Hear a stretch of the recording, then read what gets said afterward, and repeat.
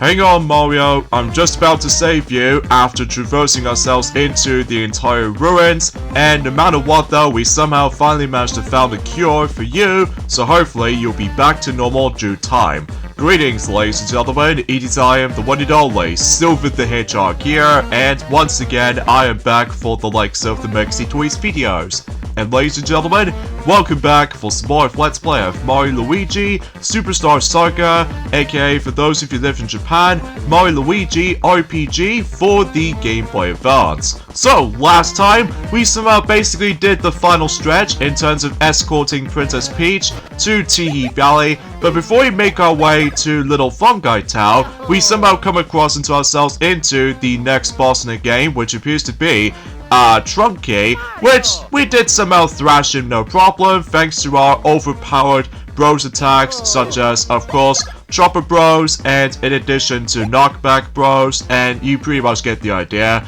And no matter what though, we somehow basically got double level ups after defeating Trunky, so yeah, that's actually pretty small, I might say. And not only that though, we did somehow manage to explore around Little Fungi Town for a while, not only to check out some of these different buildings and stuff like that, filled to the brim with mushrooms and everything. In addition to that, we also did manage to experience the arcade game here and there, which is mandatory by the way in order to be able to get the story progress, to potentially receive the Invinci Shroom, but after realizing that Mario did somehow eat that item straight away, and it turns out Mario got affected by, well, some sort of like a bean fever, more like. So, yeah, no matter what though, we have to take control of Luigi throughout the majority of the, well, not only going back into Teehee Valley for a little bit, but in addition to that, trying to able to explore into the ruins bit, so just in case we can able to find a cure for Mario, so as a result, and also we somehow battle some more enemy encounters as usual, just in case we can able to actually do some more level up grinding for Luigi for the majority of it. So because of that, and not to mention though, is about the fact that we did somehow manage to able to found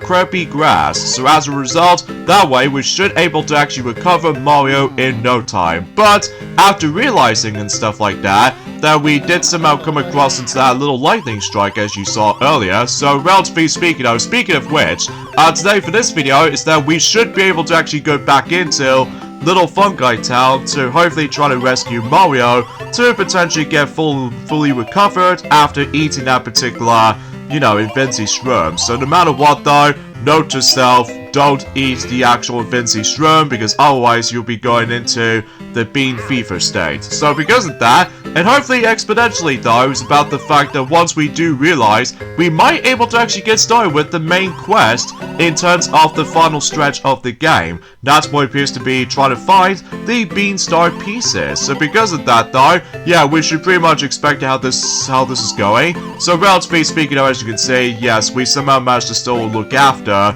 the crappy grass, so just in case we can able to actually just, you know, deliver that to Mario, just in case we can able to actually play as Mario again after,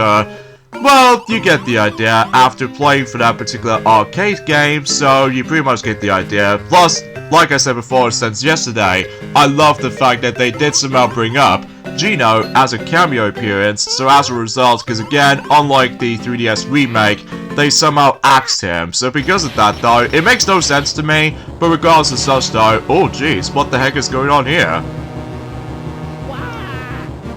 Wait a minute, Princess Peach is being kidnapped again, but only now by a new threat. Oh wait a second, that laugh sounds familiar, doesn't it? Because I almost first thought that was going to be Bowser, but it turns out it isn't. So because of that, I am Cackletta. Oh gee, that could be likely a combination of Bowser and Cackletta combined into one. So yeah, I'm guessing that Firefall is going to be behind all this as well. So yeah, apparently Princess Peach is being kidnapped, no surprise there. But except this time around though, is about the fact that they won't easily get tricked by the voice that particular, little bit off of the actual voice for that particular, well, you get the idea for this point. So because of that, no, as far as I'm aware, it's about the fact that, well, before we get into more details about the faults of what's been happening so far,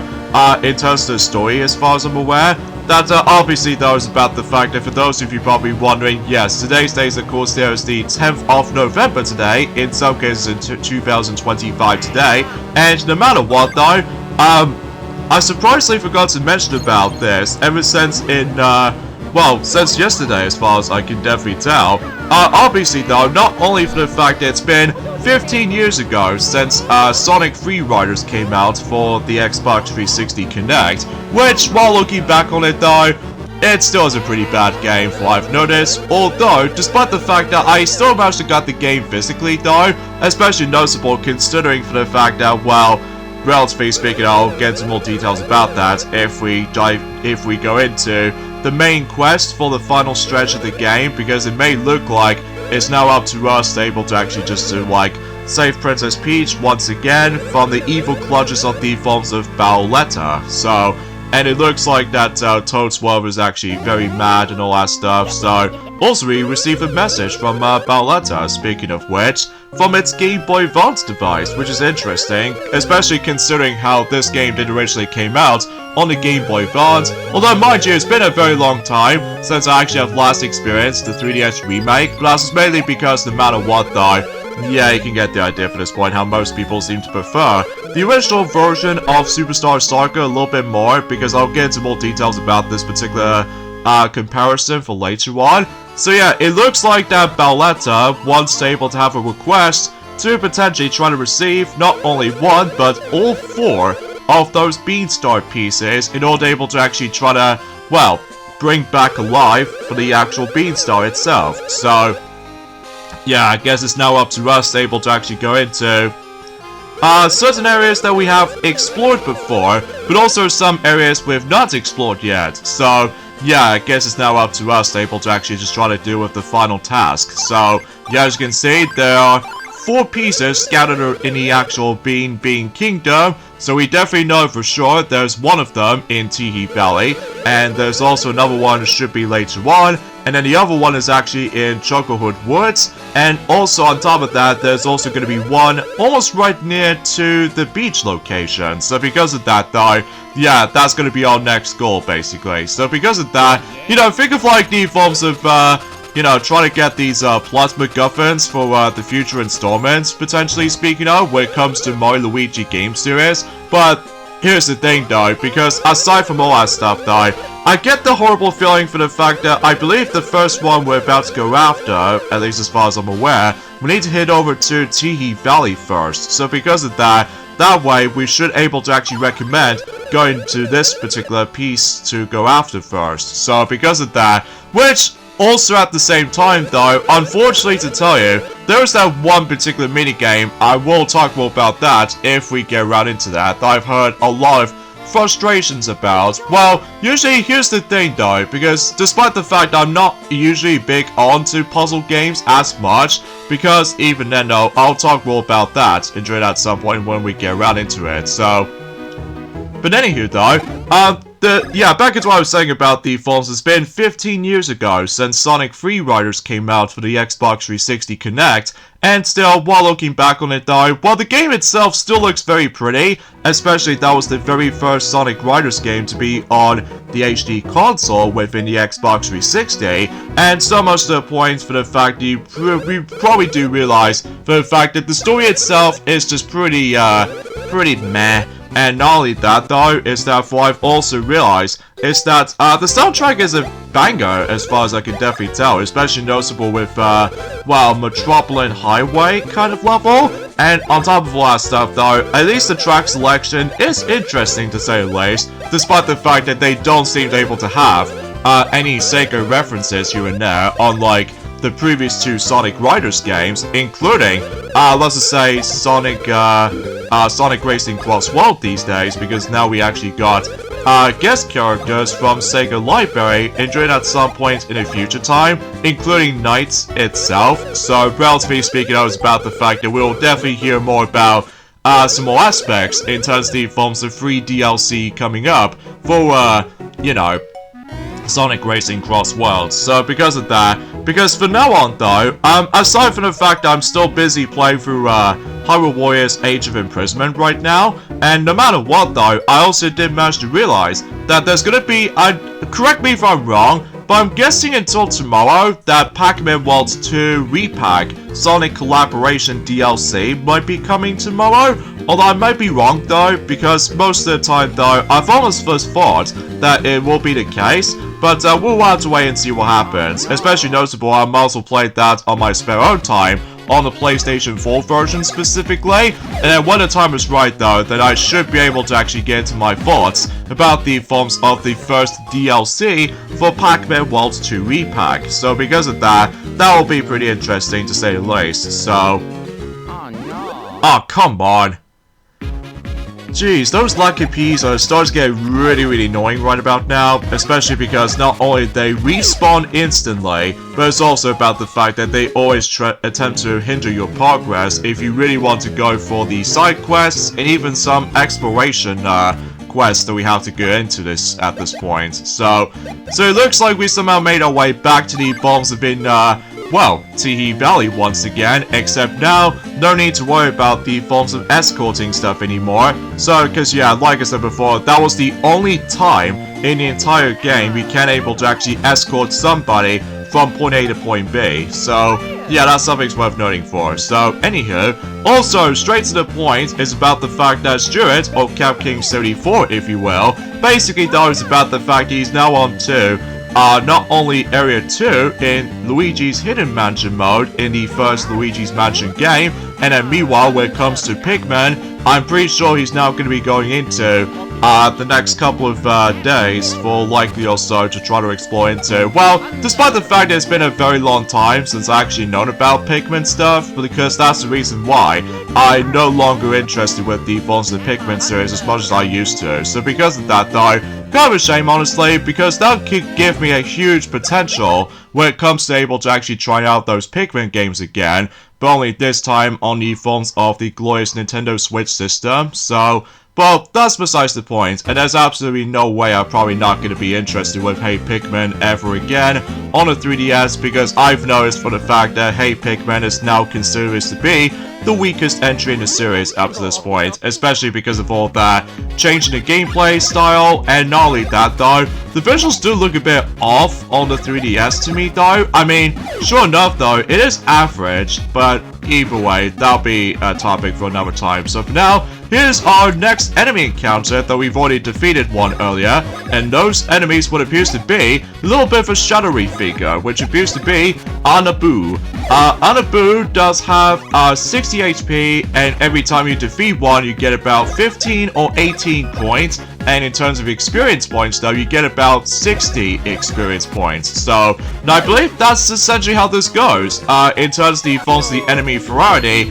when it comes to Teehee Valley. So because of that though, yeah, everything else will be come to expect basically. So because of that though, now, also I'd like to point things out, actually, back into what I was saying about the forms of Sonic Free Riders for its 15th anniversary celebration, despite, well, again, I do apologize for my tongue twisting in the end, folks, but that's besides the point. So, anywho, yeah, because no matter what though, despite the actual story mode is actually a huge focus, it's all mission based, rather than just go through like stage to stage, unlike the forms of how it does on the first two games. Like you go through one stage one time and then the other. So yeah, you can get the idea what I was expecting for this point. And I know for a fact that a lot of people seem to be able to be criticizing for is the controls themselves, because you know, the Xbox 360 Kinect just sometimes feels a bit hit and miss when it comes to like movement recognition, all that stuff though, which I still haven't exactly got myself my Kinect, you see, but that's mainly because, well,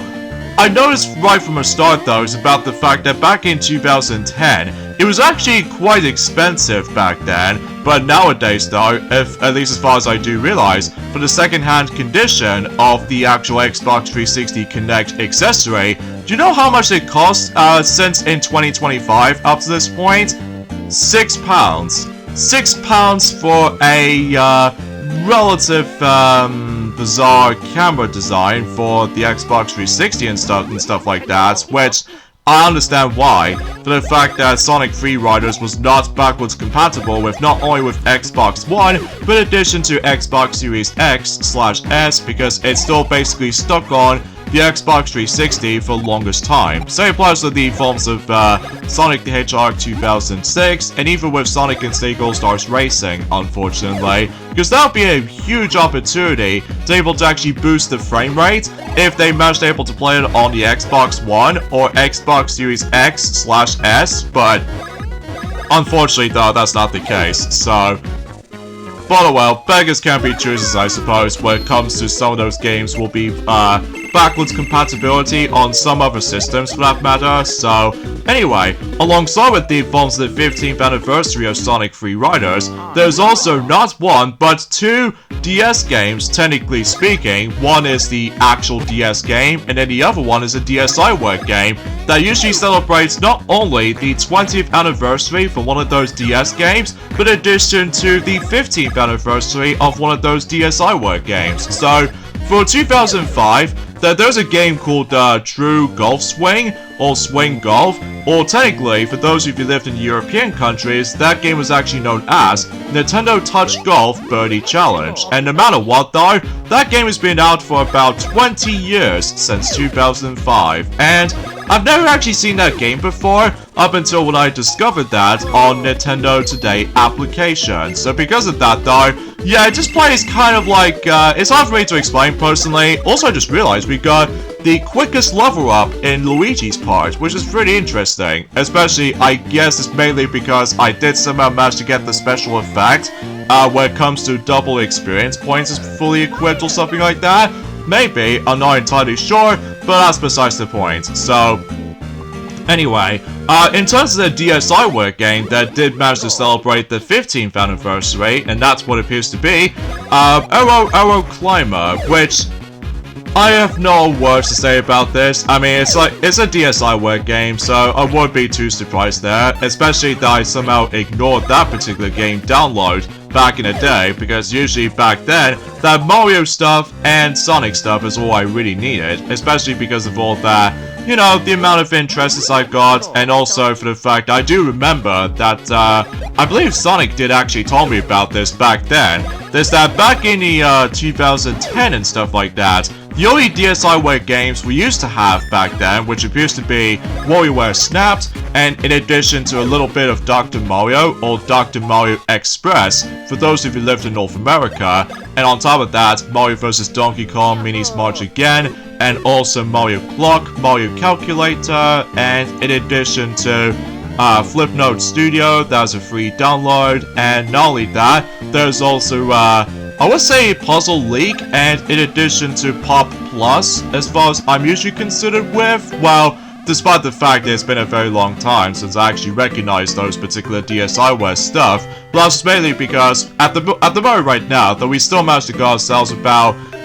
2 Mario games, specifically for the DSiWare download onto our 3DS system, just before, you know, the 3DS eShop is about to close down, and you pretty much get the idea at this point in time. Especially because, well, good thing we did manage to get these anyway, because otherwise those two, as far as I'm aware, are now officially become lost media. So because of that though, yeah, I can totally see why, for the fact that Nintendo has to play their own game when it comes to likely trying to get the lifespan for online shopping applications and stuff like that within Wii Virtual Console and Nintendo DSi Shop, and in addition to Nintendo eShop within both the 3DS and the Wii U. Although still, fortunately though, we still got the Nintendo eShop application for both nowadays with Switch 1 as well as Nintendo Switch 2. So, but I digress. So,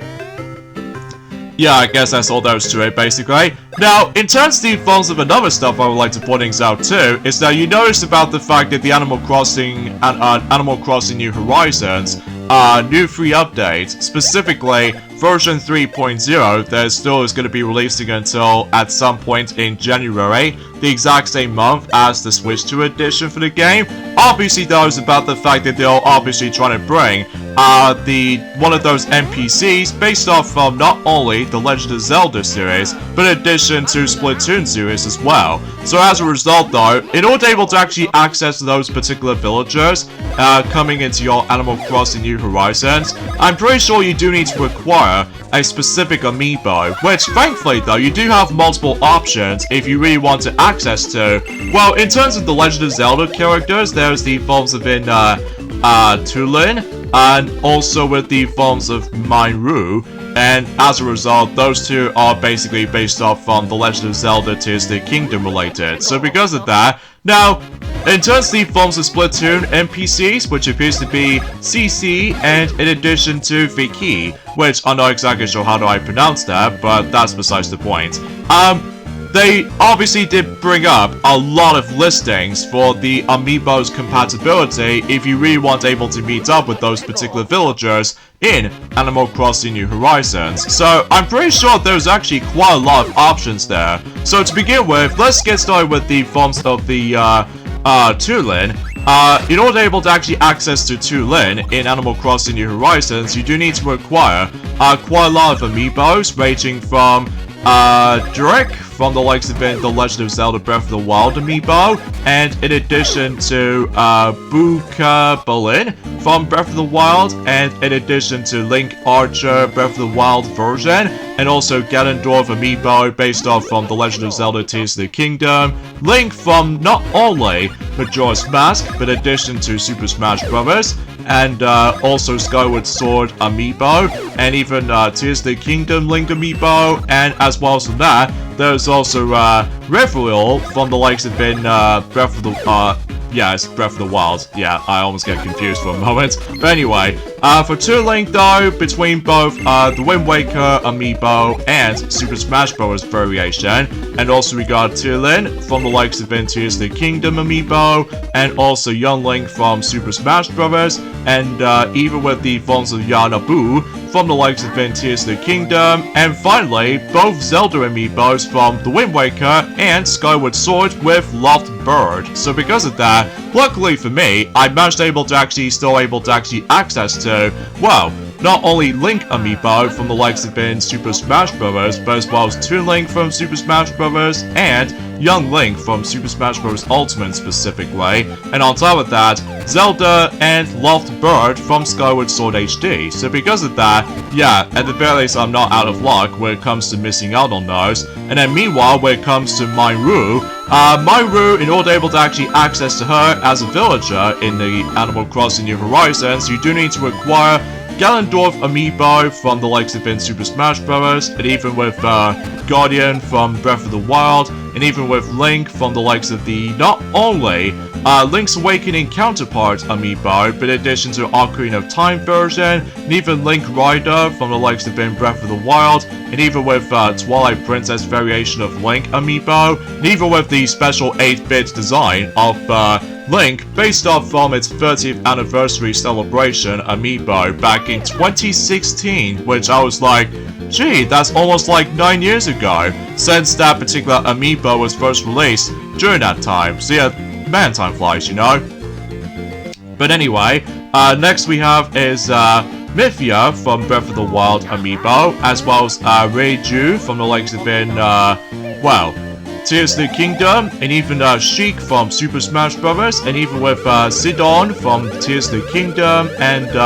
Arbusa from the likes of Breath of the Wild, and even Wolf Link amiibo from Twilight Princess, and lastly for Zelda within not only Breath of the Wild, but in addition to Super Smash Bros., and finally Tears of the Kingdom variation. So because of that, luckily for me, I still managed to get myself not only Ganondorf amiibo from Super Smash Bros., and I used to have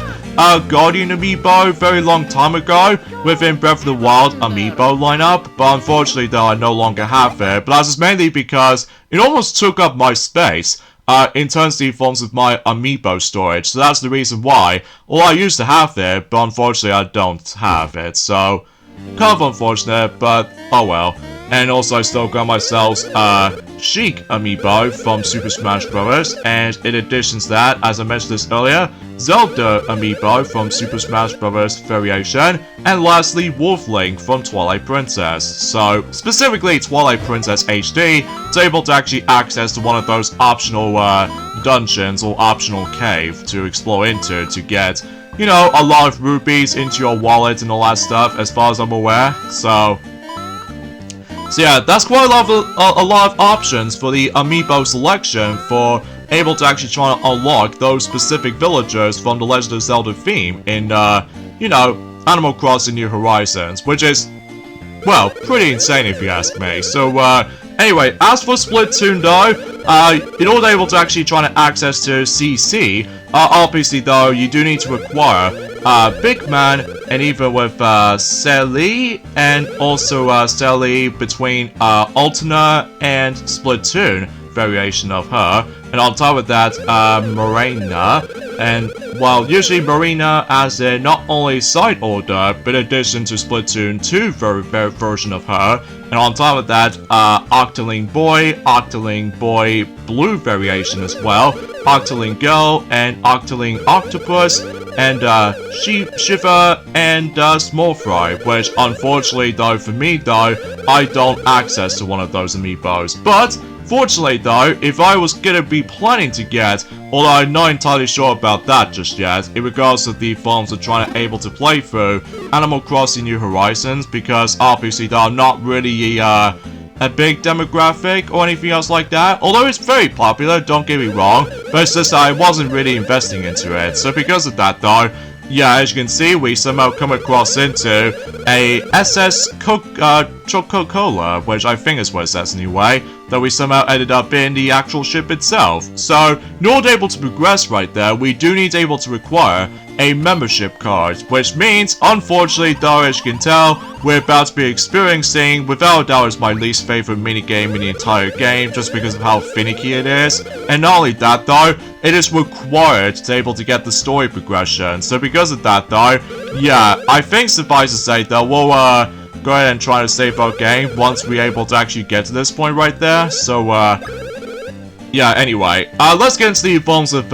Vicky. In order to able to actually unlock Vicky from the likes of Splatoon in Animal Crossing New Horizons, is that you do need to require also Big Man as well, but there's also Fry, and also Inkling Boy, Green, Blue, and even Purple variations, and also we've got Inkling Girl, Green, Orange, Super Smash Bros. Variation, and even with the yellow variation as well, and also Inkling Squad from the likes of not only the original colors, but in addition to purple color as well, and finally we have Murray, Alternate, and Splatoon 1, and also we got Pearl from Side Order and Splatoon 2. So, yeah, and fortunately for me though, I managed to only got 2 Splatoon amiibos, which appears to be, ironically enough, Inkling Girl from both Orange Color and Super Smash Bros. Version. So because of that though, yeah, I guess that's quite a lot of possibilities or a lot of options there too. So, yeah, I guess that's all there is to it when it comes to these amiibo options in order to able to actually access those particular villagers for the upcoming update. So, yeah, that's what I can really say about that. So yeah, here's the minigame I was referring to as the minigame I'm honestly not looking forward to playing through, and that's what it appears to be. As you can see, we have to sort out these little different colored barrels in order to able to actually create a chain. So, you know, think of like the forms of Puyo Puyo, except, well, the actual minigame like this is gonna be, well, quite different. So you have to line up not only the same color as one another, like for instance though, we did somehow lined up the red color and the blue colored barrels, but eventually at some point there's also going to be the yellow colors as well. But, like I said before, in order to able to get the story progression, especially noticeable if you really want to go after the membership card, in order to able to progress, you have to go for this minigame. And long story short though, actually, a friend of mine, Stuart, or CapKing74 if you will, has technically experienced this on his spare own time, and he found it to be unenjoyable, especially because of all that finicky controls they have to put up with, and not to mention though, you can't just take your time, because let me tell you, there's a time limit in this minigame, so because of that, yeah, we'll have to able to try to figure this out. By the way, that particular sprite on the right, does that look like a dry Donkey Kong? Because it definitely looks like it, although despite the fact that his name was actually Bink, so But usually here's the thing though, his sprite on this version in particular is almost like a Donkey Kong Dry Bones form. But here's the thing though, because unlike the 3DS version, he just got replaced by a some sort of like a random NPC sprite or something like that. I mean, relatively speaking, that's like we imagine about that. So yeah, in order to be able to progress, as you can tell, we need to aim for 10 points. So yeah, and as you can tell, we got about, I would say, 3 minutes to do this. So because of that, and yeah, because the reason why I say 3 minutes is because, like I said before, you can't just take your time, you have to rush this. Because otherwise, if you don't make it to 10 points in time, well, you're basically gonna get stuck in this particular minigame. So because of that, because I've heard so many horror stories with this minigame, as far as what, not only Stuart told me this, but in addition to, Tails, potentially speaking, that he did manage to warn me about this particular section. So because of that, hopefully I can able to try to do this within the first try or something like that. I mean, God knows. So, and let me tell you, there's also the optional bean grinding for this minigame too, which I'm just like, I'm not entirely sure if I was going to be up for this though, especially because in order to able to actually line up not only the blue barrels, but in addition to the red barrels as well, you have to, you know, take control of Mario or Luigi within, well, let's say, for instance though, if I was going to be Mario, obviously though, I can only move these barrels from up and down, and then I can only move Mario from left and right with the actual cursor, and then meanwhile for Luigi, you can only able to actually move these barrels from left and right, and then while controlling Luigi though, I can only move up and down, and then in order to move these barrels, that you need to hold down the A button. So yeah, it's a little bit finicky, I know, but regardless of such though, it's about the fact I was really hoping I could want to get this minigame done and over with before we move on to the next story progression. I mean, as long as you would get the hang of the actual puzzle mechanics like so, then you will be okay, and if you get lucky enough, like I just did right there, I actually got myself a 2 combo chain right there. So yeah, that's something, I suppose. So, but sometimes it takes a bit of practice. I mean, then again though, sometimes that the time limits really stress you out if you're not thinking straight. So because of that, yeah, I'm just not a big fan of this minigame though. But thankfully until later on though, the minigame selections in the last stretch is going to be quite fun and interesting at the same time. Thus, not only that though, it will be a lot more easier if we're able to try to grind as many of those, let's just say teehee beans as much as we can. Although there's also the other option when it comes to grinding for those teehee beans, what I've realized is that you can also get them in the actual Teehee Valley, but it might be pretty rare sometimes. So because of that, with all that enemy drops and all that stuff, similar to the forms of how it does it on most RPGs throughout. So yeah, you can get the idea for this point. So, and let's just say we somehow reached for about 12 points. So not too bad, although not too great either, but it knows what it is, I suppose. So because of that, yeah, we finally reached the goal, so thank goodness for that. So, logically though, we can now able to receive the most important item for the actual story progression. That's of course, the membership card, in order to able to actually meet up with one of those, you know, NPCs who do manage to hold up the bean star piece. And on top of all that stuff though, is that we can able to try to solve one of those problems, as far as I can definitely tell right from the start. So, but anywho, the next thing I want to talk about this, and I suppose that's technically going to be the last thing I want to discuss upon, apparently though, there's going to be yet another leak, which, sure enough though, I don't usually trust leaks and rumors anymore still, but apparently though, that by complete accident in one of those food stores in online, specifically in America, there was actually a leaked images within not only with Mario, but in addition to Yoshi for the sake of the forms of the Super Mario Galaxy movie promotion, and it's all thanks to the forms of, let's just say there's a thing called Pillsbury cookies, which I'm guessing is like an American food. So no matter what though, they did somehow accidentally leaked new pre-render you know, images of not only with Mario, but in addition to Yoshi as well. So relatively speaking, I was about the fact, I'm not entirely sure if it's going to be real, but I'm sure enough though, it might be the case if that's going to be real, until before the actual trailer will eventually come up at some point, until around the time when Wicked for Good is going to be releasing on the big screen. So,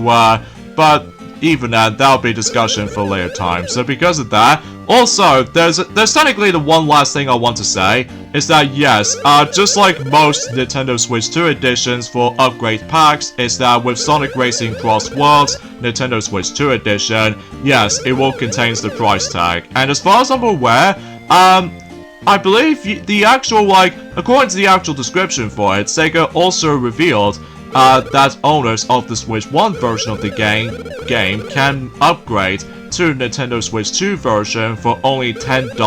USD, which the company also says is being discounted at 50% off for a limited time from December 4th till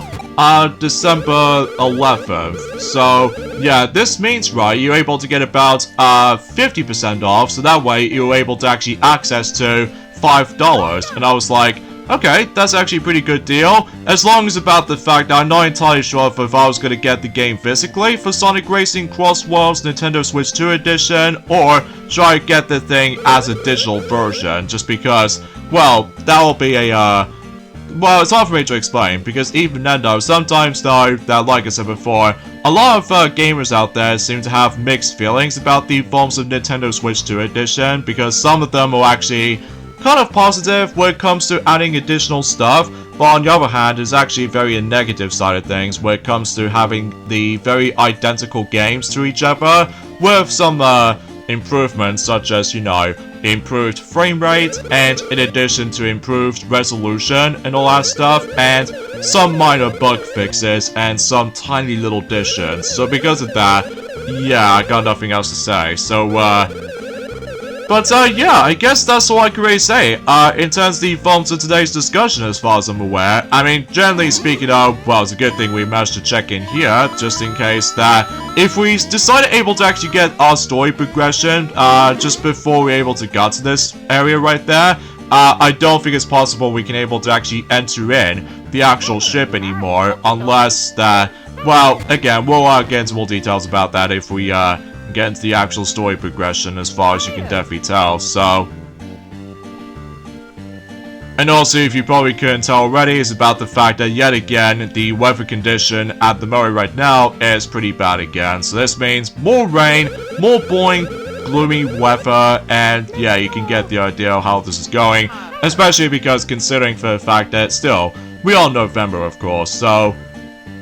anywho though, and also for the fact that we've just got about 10 more days to go until Kirby Air Riders is releasing for Nintendo Switch 2. And not to mention though, we've just got about 4 more days left until Dragon Ball Sparking Zero for both Switch 1 and Switch 2 version will be on its way. Because like I said before, I'm actually going to be selecting the Switch 2 edition for Dragon Ball Sparking Zero, despite the stupid game key card icon, but that really tends to bother the heck out of me whenever I first saw the actual specific existence of the actual covers like that, specifically when it comes to third-party supportive games, like for instance with Sonic X Shadow Generations. And imagine this, right, if I was expecting to get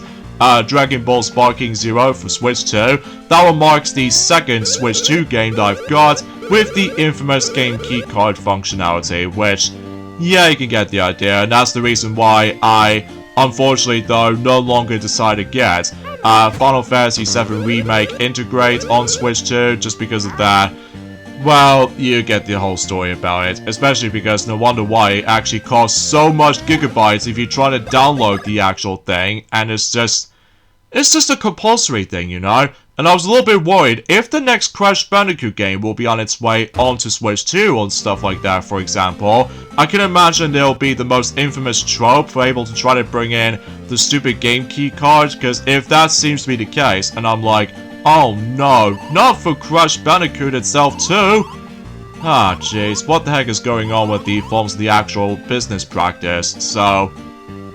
anyway, so as you can see, I did manage to talk to one of those NPCs earlier, because in order to be able to progress as well, we need to find a specific sprite that does feature a wooden thing right there, and as a result, if you use the hammer like so, oh geez, there's the dynamite. So yeah, I guess we'll have to free this guy out from that particular cracked wall, and no matter what though, he somehow got stuck there after, You know, it does remind me like a similar trope, as in, let's just say Winnie the Pooh in a honey tree, where Pooh got stuck in the actual rabbit's hole or anything else like that, after eating too much honey. So no matter what though, except, rather than just trying to able to pull him out of there, so we have to use the dynamite to blow the actual cracked wall, and everything else is all free and all that stuff. Oh jeez, we actually got ourselves some tons of sand.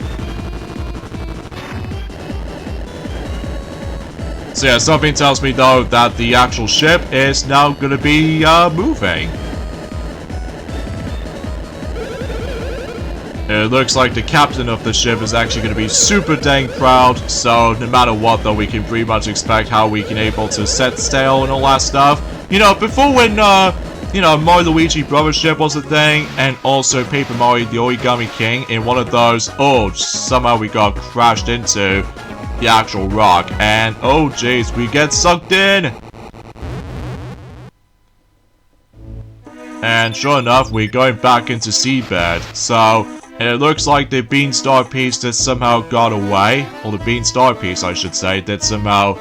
you know, got away, so we have to chase after it, so...